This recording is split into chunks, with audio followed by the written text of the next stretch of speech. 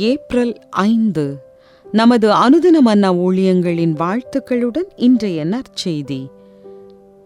சிறு துண்டை காட்டிலும் அதிகமானது.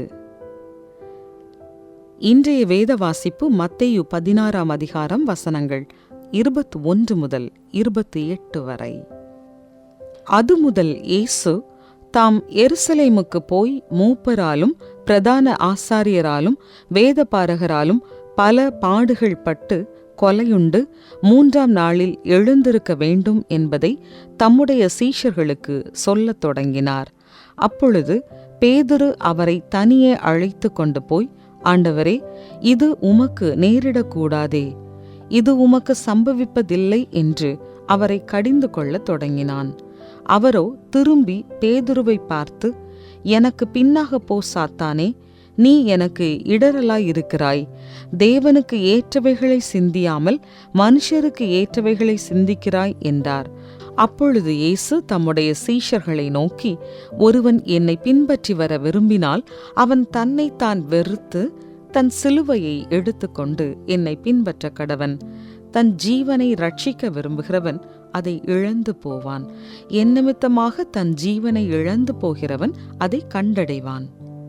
மனுஷன் உலகம் முழுவதையும் ஆதாயப்படுத்திக் கொண்டாலும் தன் ஜீவனை நஷ்டப்படுத்தினால் அவனுக்கு லாபம் என்ன?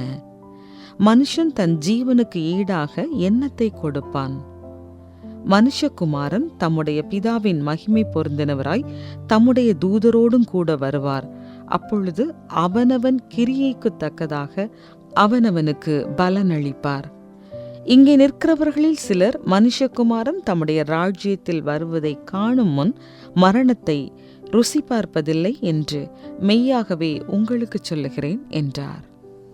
குறிப்பு வசனம்: ஒருவன் என்னை பின்பற்றி வர விரும்பினால் அவன் தன்னைத்தான் வெறுத்து தன் சிலுவையை எடுத்துக்கொண்டு என்னை பின்பற்ற கடவன். மத்தேயு 16:24.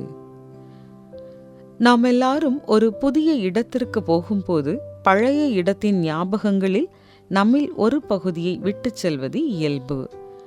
ஆனால் அதற்கு நேர்மாறாக அண்டார்டிகாவில் உள்ள வில்லாஸ் லாஸ் எஸ்ட்ரலாஸ் என்ற குளிர் வெறிச்சோடிய இடத்தில் நீண்ட காலமாக வசிப்பவராக மாற உங்களிடமிருந்து ஒரு பகுதியை விட்டுச் செல்வது மிகவும் அவசியம். ஆம், அருகில் உள்ள மருத்துவமனை 625 மைல்கள் தொலைவில் இருப்பதால் ஒரு நபர் தனது அப்பெண்டிக்ஸ் குடல் வெடித்தால் அதிகமான பாதிப்பிற்குள்ளாக வேண்டியிருக்கும். எனவே ஒவ்வொரு குடிமகனும் அங்கு செல்வதற்கு முன் முதலில் குடல் அறுவை சிகிச்சையை மேற்கொள்ள வேண்டியிருக்கும். ஆச்சரியமாயிருக்கிறதல்லவா? ஆனால் தேவனுடைய ராஜ்யத்தின் குடிமக்களாய் மாறுவதற்கு இது பெரிய ஆச்சரியம் அல்ல. ஏனென்றால் ஜனங்கள் தங்கள் சொந்த வழியில் தேவனை பின்பற்ற முயற்சிப்பதால் தேவனுடைய சீஷராவது என்றால் என்ன என்பதை இயேசு விவரிக்கிறார்.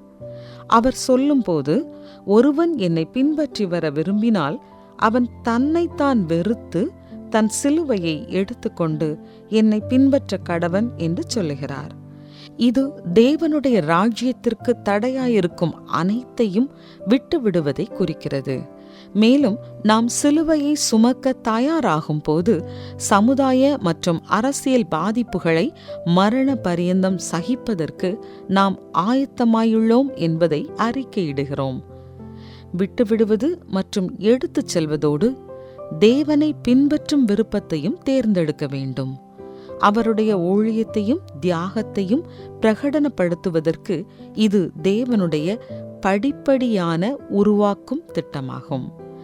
இயேசுவை பின்பற்றுவது என்பது நம்முடைய வாழ்க்கையில் ஒரு சிறு பகுதியை விட்டுச் செல்வதை காட்டிலும் அதிகமானது.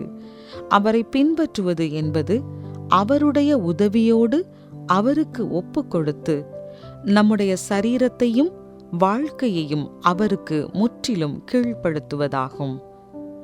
இயேசுவை பின்பற்றுவது என்றால் என்ன? உன்னுடைய வாழ்க்கையை எந்த விதத்தில் அவருக்காய் ஒப்புக் கொடுக்க வேண்டும் என்று அவர் கேட்கிறார். அன்பான இயேசுவே, உமக்கும் உம்முடைய ராஜ்யத்திற்கும் விரோதமான காரியங்கள் என்னில் இருந்தால் அவற்றை எடுத்து போடும். ஆமென்.